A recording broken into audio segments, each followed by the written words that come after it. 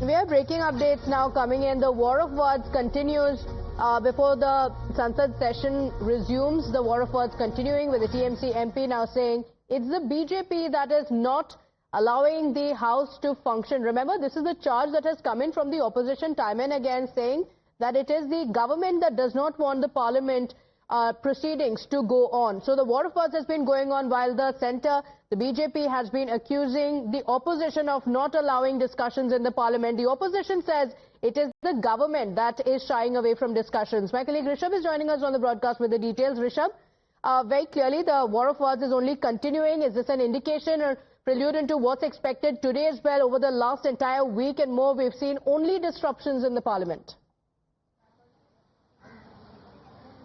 Well, definitely. This is the 13th day of the Parliament, 14th day for that matter of the Parliament session in the winter session this year. And the way the House has functioned, out of these 14 days, one sitting was not there because of the Constitution Day. The 13 sittings that we have seen, at least 10 of them have been washed out. Yesterday, Lok Sabha did function till around 4 p.m. After that, there was disruption after the Kalyan Banerjee versus, Jyotiraditya Scindia Rao, the way Kalyan Banerjee had personal attacks on Jyotiraditya Scindia. Though Kalyan Banerjee later said that he has apologized, but things did not get any better there. What we are given to understand that the female MPs did meet the Parliamentary Affairs Minister, who in turn met the Speaker as well regarding this whole incident. So the war of words between both the sides, be it the opposition or the Treasury bench, continues. While the Treasury bench accuses opposition of using theatrics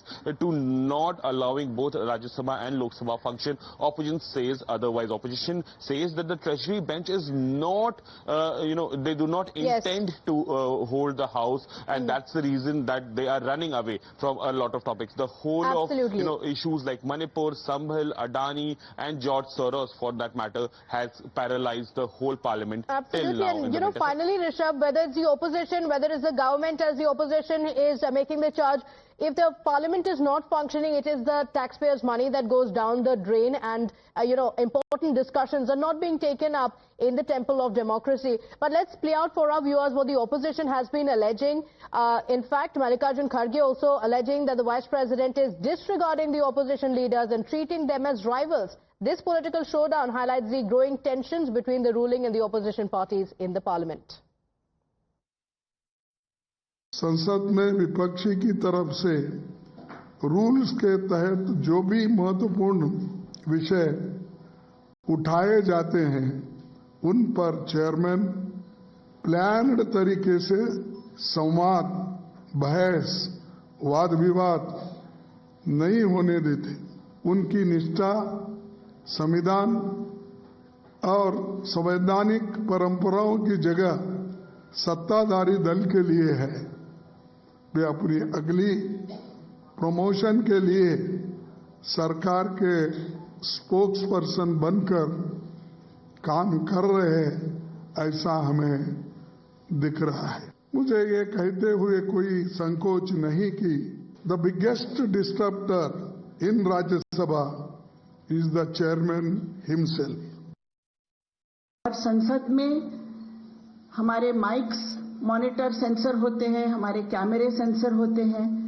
हम लोगों को कितना हम बोलें उतना हमारा measurement के साथ हमारी बात होती है, और ट्रेजरी बेंचेस की तरफ से वो जो चाहें, कितना भी हमें बदनाम करें, कितना भी हमें बुरा बोलें, वो उनको इजाजत मिलती है।